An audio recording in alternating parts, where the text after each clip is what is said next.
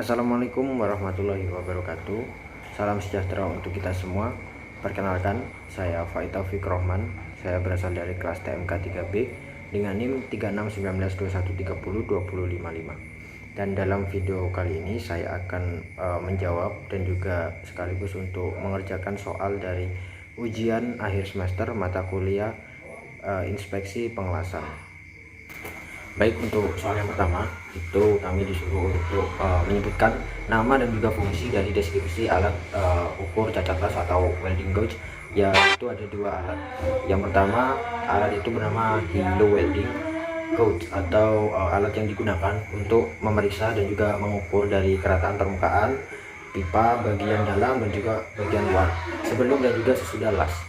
Kemudian untuk mengukur beda permukaan pada sambungan sudut atau fillet dan juga tinggi las atau capping. Kemudian untuk alat yang kedua itu bernama gauge breed cam atau alat yang serbaguna yang digunakan untuk memeriksa permukaan yang dilas dan juga sendi untuk mengukur sudut persiapan baik dari sudut 0 hingga 60 derajat kelebihan logam las atau capping ukuran ke dalam undercar.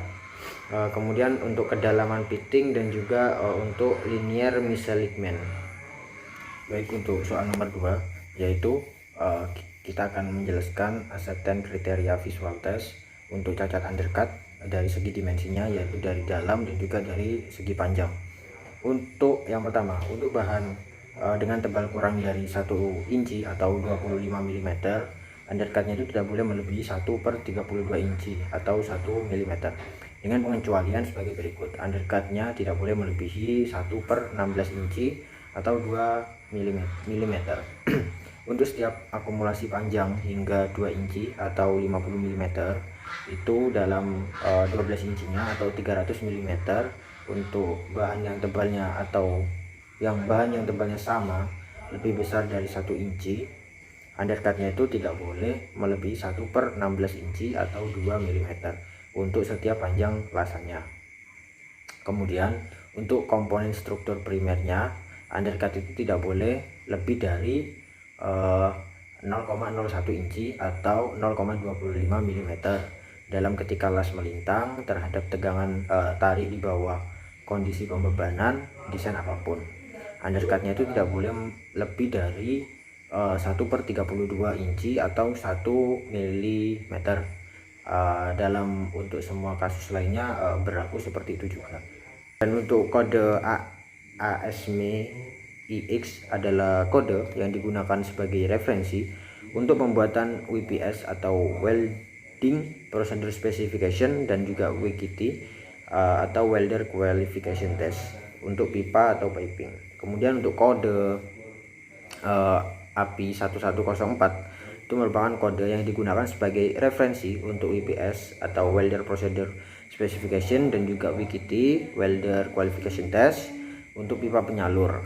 Dan untuk kode yang terakhir yaitu D111.1 adalah construction kode atau standar yang dikembangkan oleh American Welding Society atau AWS untuk struktur baja dengan beban statik maupun dinamik. Soal nomor 4 yaitu penjelasan hasil magnetic particle test menurut standar berikut, yaitu yang A dan B ASME 1X, yang kedua yang B API 1104. Nah, untuk A dan B ini standar WPS, yaitu pinhole. Jenis cacat pengelasannya disebabkan terbentuknya gas pengelasan seperti CO2 dan juga SO2.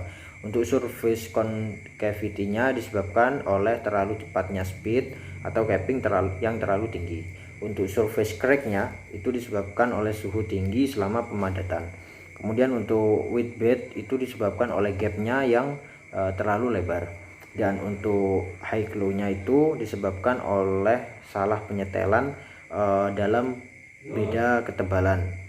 Dan untuk yang C AWS D11 standar AWS ini, undercutnya itu cacat yang berada di bagian permukaan atau akar. Itu bentuk cacatnya ini seperti cerukan yang terjadi pada base metal atau logam induk.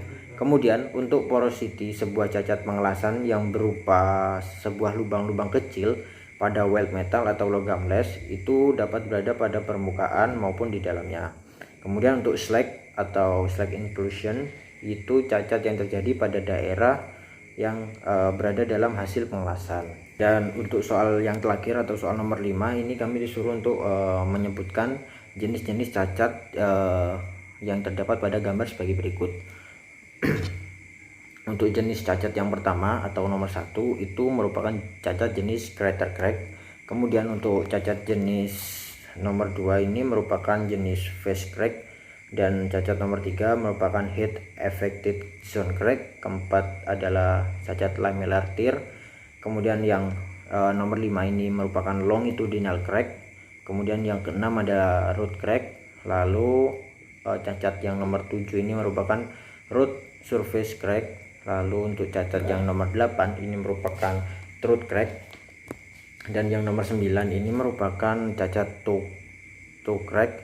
Nomor 10 merupakan transfer crack, dan cacat yang nomor 11 ini merupakan cacat jenis underbreed crack. Yang nomor 12 merupakan cacat weld interface crack, dan cacat nomor 13 ini merupakan cacat jenis weld metal crack. Baik, jadi itu merupakan jawaban dari saya untuk soal-soal dari ujian akhir semester mata kuliah inspeksi pengelasan. Ada 5 soal yang sudah saya jawab. Mohon maaf apabila ada kekurangan dalam video yang saya buat ini, baik dari segi jawaban maupun dari kualitas video. Mungkin cukup itu saja, kurang lebihnya saya mohon maaf. Wabillahi taufiq wal hidayah. Wassalamualaikum warahmatullahi wabarakatuh.